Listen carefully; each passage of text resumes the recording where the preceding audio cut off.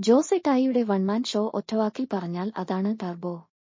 വൈശാഖ് മമ്മൂട്ടി കൂട്ടുകെട്ടിന്റെ മൂന്നാമത്തെ സിനിമ പ്രേക്ഷകരെ നിരാശപ്പെടുത്തിയില്ല എന്ന് പറയാം. ഇടുക്കിയിലെ ഒരു മലയോര ഗ്രാമത്തിലെ പള്ളി പെരുന്നാളിലൂടെയാണ് ടർബോ തുടങ്ങുന്നത്. മമ്മൂട്ടിയുടെ ഒരു മാസ് എൻട്രിയല്ല സിനിമയിലുള്ളത്. പക്ഷേ ആദ്യ 5 മിനിറ്റിനുള്ളിലുള്ള പെരുന്നാൾ അടിയിലൂടെ മമ്മൂട്ടിയുടെ ടർബോ എനർജി എന്താണെന്ന് പ്രേക്ഷകർക്ക് മനസ്സിലാകും. സിനിമ തുടങ്ങുമ്പോൾ തന്നെ ടർബോ ജോസിന്റെ പശ്ചാത്തലമെന്താണെന്ന് പ്രേക്ഷകർക്ക് മനസ്സിലാക്കി കൊടുക്കുന്നുണ്ട് വൈശാഖ്. ചെറിയ തമാശകളൊക്കെയായി വളരെ പതിയെ ആണ് ആദ്യ പകുതി മുന്നോട്ടു പോകുന്നത്. ഇന്റർവെല്ലിനോട് അടുത്താണ് സിനിമ പ്ലോട്ടിലേക്ക് കടക്കുന്നത്. ഒരു പ്രത്യേക സാഹചര്യത്തിൽ ടർബോ ജോസ് എന്ന കഥാപാത്രം ചെന്നൈയിലേക്ക് എത്തുന്നതോടെയാണ് ചിത്രത്തിന്റെ കഥ പുരോഗമിക്കുന്നത്. തന്റെ സുഹൃത്തും സഹോദര തുല്യനുമായ ജെറി എന്ന കഥാപാത്രം ഒരു ബാങ്ക് കൊള്ള കണ്ടുപിടിക്കുകയും അതിന്റെ പേരിൽ കൊല്ലപ്പെടുകയും തുടർന്നുണ്ടാകുന്ന സംഭവവികാസങ്ങളുമാണ് ചിത്രത്തിന്റെ പ്രമേയം. വെട്രിവേൽ ഷൺമുഖ സുന്ദരം എന്ന വില്ലൻ കൂടി ചിത്രത്തിലേക്ക് പ്രവേശിക്കുന്നതോടെ സിനിമ വേറൊരു ലെവലിക്ക് മാറുകയാണ്. ജെറിയായി ശബരീഷ് വർമ്മയെത്തുമ്പോൾ വെട്രിവേൽ ഷൺമുഖമായി കന്നഡ താരം രാജ് ബി ഷെട്ടിയാണെത്തുന്നത്. തുടക്കം മുതൽ അവസാനം വരെ ടർബോ ജോസായുള്ള മമ്മൂട്ടിയുടെ സ്ക്രീൻ പ്രസൻസ് തന്നെയാണ് സിനിമയെ പ്രധാനമായും പിടിച്ചു നിർത്തുന്നത്.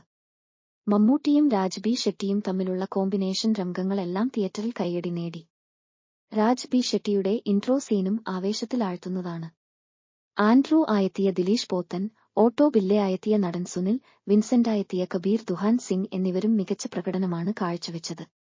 മറ്റു കഥാപാത്രങ്ങളായെത്തിയ ബിന്ദു പണിക്കർ, അഞ്ജന ജയപ്രകാശ്, നിരഞ്ജന അനൂപ് തുടങ്ങിയവരും അവരവരുടെ ഗംഭീരമാക്കി. ഒരു ആവറേജ് കഥയെ അസാധ്യമായ മേക്കിംഗ് കൊണ്ട് ഗംഭീരമാക്കി എന്ന് പറയാം. അടുത്ത സീനിൽ എന്തായിരിക്കും സംഭവിക്കാൻ പോകുന്നതെന്ന് ഒരു പരിധി വരെ പ്രേക്ഷകർക്ക് പലയിടങ്ങളിലും ഊഹിക്കാനാകും. വളരെ ഒതുക്കത്തോടെ തന്നെ തിരക്കഥയൊരുക്കാൻ മിഥുൻ മാനുവൽ തോമസിന് കഴിഞ്ഞിട്ടുണ്ട്. കഥയിൽ ചെറിയൊരു ഇഴച്ചിൽ സംഭവിക്കുമ്പോൾ തന്നെ വളരെ പെട്ടെന്ന് അതിനെ മറികടക്കാൻ തിരക്കഥയ്ക്കായി എന്ന് പറയാം. ഒരു പക്കാ മാസ് മസാല എന്ന് പറയുമ്പോൾ പോലും വൈശാഖ് തന്റെ പതിവ് ശൈലിയിൽ നിന്ന് ഒന്ന് മാറിയിട്ടുണ്ട്. ആക്ഷൻ സിനിമ പ്രേമികളുടെ മനസ്സറിഞ്ഞ് വൈശാഖ് ഒരു വിഷ്വൽ ട്രീറ്റ് തന്നെയാണ് കാഴ്ചവച്ചിരിക്കുന്നത്. രണ്ടാം പകുതിയിലാണ് ടർബോ ജോസിന്റെ പവർ മുഴുവൻ പ്രേക്ഷകന് നന്നായി അനുഭവിക്കാനാകുക.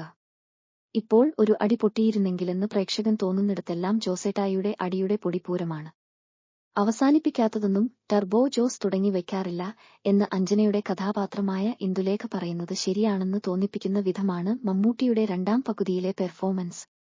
ആക്ഷൻ സീനുകളിലുള്ള മമ്മൂട്ടിയുടെ പെർഫെക്ഷൻ തന്നെയാണ് പ്രേക്ഷകരെ ത്രില്ലടിപ്പിക്കുന്നത്. സിനിമയിൽ ഏറ്റവും എടുത്തു പറയേണ്ടത് ചിത്രത്തിലെ ആക്ഷൻ രംഗങ്ങളും കാർ ചേസിംഗ് സീനുകളും ക്രിസ്റ്റോ സേവ്യറിന്റെ പശ്ചാത്തല സംഗീതവും വിഷ്ണു ശർമ്മയുടെ ഛായാഗ്രഹണവുമാണ്. ടർബോയുടെ നട്ടെല്ല് എന്ന് പറയുന്നത് തന്നെ ഇതെല്ലാമാണ്. ക്ലൈമാക്സിലുള്ള ചെറിയൊരു ട്വിസ്റ്റും പ്രേക്ഷകരെ ഹരം കൊള്ളിക്കുന്നതാണ്. വെട്രിവേൽ ഷൺമുഖത്തിന്റെയും ജോസിന്റെയും കഥ ഇനിയാണ് ആരംഭിക്കാൻ പോകുന്നത്.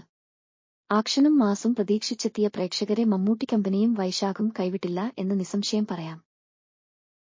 ജിസ് ജോയ്, ബിജു മേനോൻ, ആസിഫ് അലി കൂട്ടുകെട്ടിന്റെ ഇൻവെസ്റ്റിഗേഷൻ ക്രൈം ത്രില്ലറായെത്തിയ ചിത്രം ആദ്യാവസാനം വരെ ആ ടാഗ്ലൈനോട് പൂർണ്ണമായും നീതി പുലർത്തി എന്ന് തന്നെ പറയാം. കാർത്തിക് എന്ന കഥാപാത്രമായി ആസിഫും ജയശങ്കറായി ബിജു മേനോനുമെത്തുന്നു. 2.25 മണിക്കൂറോളം പ്രേക്ഷകരെ മുൾമുനയിൽ നിർത്തിയാണ് സിനിമ സഞ്ചരിക്കുന്നത്. ദിലീഷ് പോത്തൻ അവതരിപ്പിക്കുന്ന ഡിവൈഎസ്പി ഉദയഭാനുവിന്റെ നറേഷനിലൂടെയാണ് കഥ മുന്നോട്ട് പോകുന്നത്. വിവാദമായ ചെപ്പനംകോട്ട കൊലക്കേസിനെക്കുറിച്ചും അതിന്റെ അന്വേഷണത്തെക്കുറിച്ചും ഉദയഭാനു ചാനലിലൂടെ പങ്കുവയ്ക്കുന്നതിലൂടെ കഥ തുടങ്ങുന്നു. ആദ്യം മുതൽ അവസാനം വരെ ഒരു സസ്പെൻസിലൂടെയാണ് സിനിമ പ്രേക്ഷകരെ മുന്നോട്ട് കൊണ്ടുപോകുന്നത്. എന്തിനേയും ചോദ്യം ചെയ്യുന്ന മേലുദ്യോഗസ്ഥരുടെ ഇഷ്ടങ്ങൾക്കൊന്നും നിന്നുകൊടുക്കാത്ത പോലീസുകാരനാണ് കാർത്തിക്. അതുകൊണ്ട് തന്നെ 1.5 വർഷത്തിനിടയിലെ 5ാമത്തെ ട്രാൻസ്ഫറുമായാണ് അയാൾ സി ജയശങ്കറിൻ മുന്നിലേക്കെത്തുന്നത്. ജയശങ്കറാകട്ടെ താൻ ചെയ്യുന്ന എല്ലാ കാര്യത്തിനും തന്റേതായ ശരികളുള്ള വളരെ പരിക്കനായ ഒരു പോലീസ് ഉദ്യോഗസ്ഥനാണ്. ചാർജ് എടുക്കുന്ന ആദ്യ ആഴ്ചയിൽ തന്നെ ജയശങ്കറിന് തലവേദനയായി മാറുന്നുണ്ട് കാർത്തിക്. വൈകാതെ തന്നെ ഒരു സ്ത്രീ കൊല്ലപ്പെടുകയും അതിന്റെ പേരിൽ ജയശങ്കർ ജയിലാവുകയും ചെയ്യുന്നു. പിന്നീട് ജാമ്യത്തിലിറങ്ങിയ ജയശങ്കറും കാർത്തിക്കും ചേർന്ന് ചെപ്പനംകോട്ട കേസ് അന്വേഷിക്കാനിറങ്ങുന്നതിലൂടെയാണ് കഥ വികസിക്കുന്നത്. ഒന്നിനു പുറകെ ഒന്നായി നടക്കുന്ന കൊലപാതകങ്ങളുടെ ചുരുളഴിക്കുകയാണ് ജയശങ്കറും കാർത്തിക്കും ചേർന്ന്. ചിത്രത്തിന്റെ ഏറ്റവും വലിയ ഹൈലൈറ്റ് എന്ന് പറയുന്നത് ആസിഫ്, ബിജു മേനോൻ കെമിസ്ട്രി തന്നെയാണ്. പലയിടങ്ങളിലും ബിജു മേനോനൊപ്പം കട്ടയ്ക്ക് പിടിച്ച് നിൽക്കാൻ ആസിഫിനായിട്ടുണ്ട്. ആസിഫിന്റെയും ബിജു മേനോന്റെയും തുടക്കം മുതലുള്ള പഞ്ച് ഡയലോഗുകളും പ്രേക്ഷകരെ ആവേശത്തിലാക്കിയിട്ടുണ്ട്. തുടക്കത്തിൽ ശത്രുക്കളെ പോലെയാണ് പെരുമാറിയിരുന്നതെങ്കിലും സിനിമയുടെ രണ്ടാം പകുതി എത്തുമ്പോഴേക്കും ട്രെയിലറിൽ കണ്ടപോലെ ഇരട്ടപ്പെറ്റതാണെന്നേ പ്രേക്ഷകർക്കും തോന്നുകയുള്ളൂ. അടുത്ത കാലത്തായി ആസിഫ് ചെയ്ത മികച്ച വേഷങ്ങളിൽ ഒന്നുകൂടിയായിരിക്കും ഇത്. നിരവധി കഥാപാത്രങ്ങൾ ആദ്യം മുതൽ അവസാനം വരെ കടന്നുവരുന്നുണ്ട്. മിയ, അനുശ്രീ, കോട്ടയം നസീർ, വില്ലനായെത്തിയ കഥാപാത്രമൊക്കെ അവരവരുടെ ഭാഗങ്ങൾ മികവുറ്റതാക്കി. ചില കഥാപാത്രങ്ങളൊക്കെ ഒഴിവാക്കാമായിരുന്നുവെന്നും തോന്നി. ശരത് പെരുമ്പാവൂർ, ആനന്ദ് തേവരക്കാട്ട് എന്നിവർ ചേർന്നാണ് തിരക്കഥയൊരുക്കിയിരിക്കുന്നത്. തിരക്കഥയിലുള്ള വലിച്ചുനീട്ടൽ ചെറിയ രീതിയിൽ സിനിമ ആസ്വാദനത്തെ ബാധിച്ചിട്ടുണ്ട്. അടുത്തത് ഇനി എന്തായിരിക്കും സംഭവിക്കാൻ പോകുന്നത് എന്നൊരു തോന്നൽ പ്രേക്ഷകൻ ഉണ്ടാക്കാൻ സംവിധായകനും കൂട്ടർക്കുമായി. ഇയാളായിരിക്കും കൊലപാതകിയെന്ന് പ്രേക്ഷകനെക്കൊണ്ട് 100% വിശ്വസിപ്പിക്കുകയും എന്നാൽ അയാളല്ല ശരിക്കും കുറ്റവാളിയെന്ന് തെളിയിക്കാനും സംവിധായകനായി. ക്രൈം ത്രില്ലർ അവതരിപ്പിച്ചതിൽ ജിസ് ജോയ് ഒരു പരിധിവരെ വിജയിച്ചിട്ടുണ്ടെന്ന് വേണം പറയാൻ. പതിവ് ജിസ് ജോയ് ചിത്രം പോലെ ഫീൽ ഗുഡ് മോഡിൽ അല്ല തലവൻ മുന്നോട്ട് പോകുന്നത്. തുടക്കം മുതൽ അവസാനം വരെ ആ ഡാർക്ക് മോഡ് നിലനിർത്തുന്നതിൽ സംവിധായകൻ അതീവ ശ്രദ്ധ പുലർത്തിയിട്ടുണ്ട്. ശരൺ വേലായുധന്റെ ഛായാഗ്രഹണവും ദീപക് ദേവിന്റെ പശ്ചാത്തല സംഗീതവും സിനിമയ്ക്ക് കൂടുതൽ പൂർണ്ണ നൽകിയിട്ടുണ്ട്. ആക്ഷൻ രംഗങ്ങളിലൊക്കെ കൃത്യമായി തന്നെ പശ്ചാത്തല സംഗീതം വർക്കായിട്ടുണ്ട്.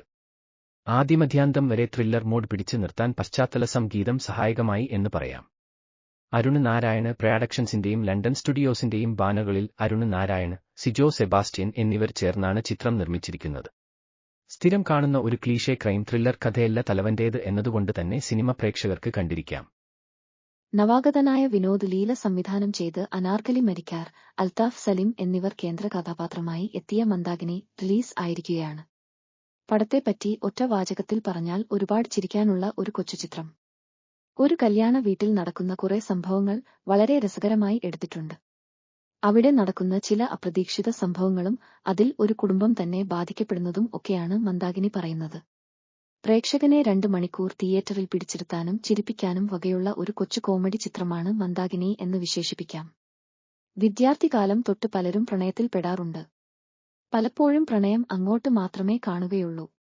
ഇങ്ങോട്ട് കാണുകയുമില്ല. കൂടുതലും ഇത് ആൺകുട്ടികളിലാണ് പ്രകടമാകുന്നത്. അതുപോലെയാണ് ഈ ചിത്രത്തിലെ നായകനും സംഭവിച്ചത്. ഇതിലെ നായകൻ ആരോമൽ പലരെയും പ്രണയിച്ചിട്ടുണ്ട്. പക്ഷേ എല്ലാം വൺവേ പ്രണയം ആയിരുന്നു. ഒരു പെണ്ണും ഇങ്ങോട്ട് പ്രണയിച്ചിട്ടില്ല. അതിൽ വിഷമം പൂണ്ട് ഇരിക്കുമ്പോഴാണ് അമ്പിളി എന്ന പെൺകുട്ടി തന്റെ ജീവിതത്തിലേക്ക് ഭാര്യയായി കടന്നുവരുന്നത്.